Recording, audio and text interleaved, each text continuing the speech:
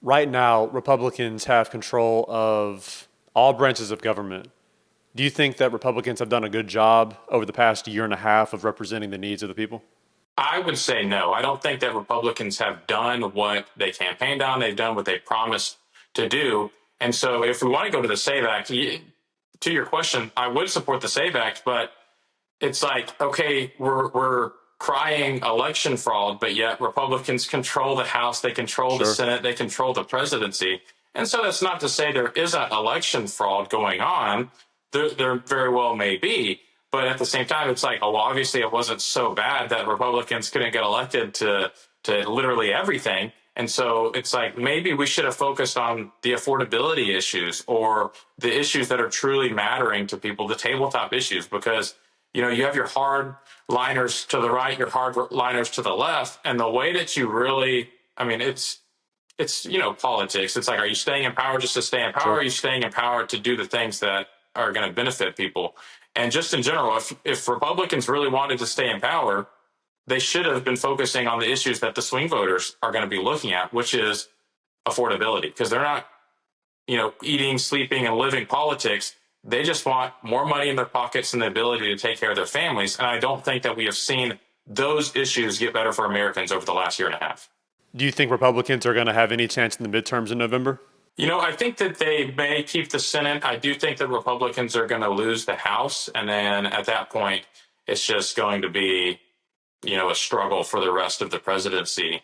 Because if the House and the Senate can't get on the same page, then they're not going to be on the same page with the president. So I wouldn't be absolutely shocked if Republicans lost the Senate.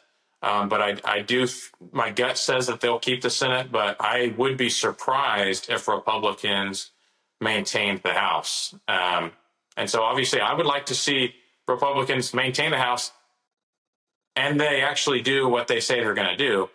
If they maintain the House and then we just keep going in the same direction, then it almost doesn't matter. I have a list of names here that I want to read out to you, and I'd like for you to tell me the first word that comes to your head when you hear me call out the name. Gary Palmer,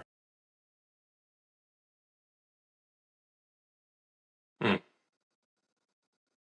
I would say the first word that comes to my head is fake. Tommy Tuberville, Strong. John Wall, Upstanding. what about Barry Moore? Conservative.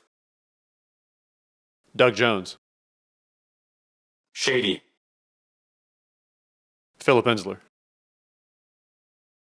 Unknown. Thomas Massey, Principal. Rand Paul, Principal. JD Vance,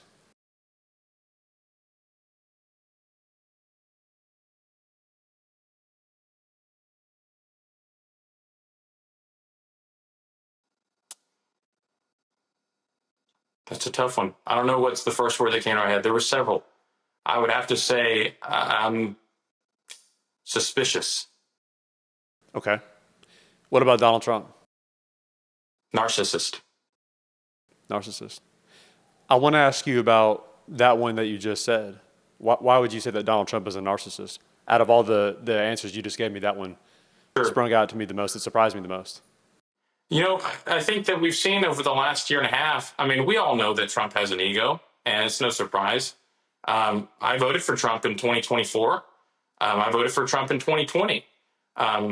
But this last presidency, it almost seems, I mean, you look at his family, you look at the way that they're benefiting from the office, you look at the things that throw him over the edge. It just seems like I mean, one small insult that he might take to someone's character, it's next thing you know, it's, oh, we're going to raise tariffs or we're going to take over Greenland or we're going to do X, Y, and Z. It's like, dude, relax a little bit, man. It's not always that personal. And so that's why that comes to mind, really.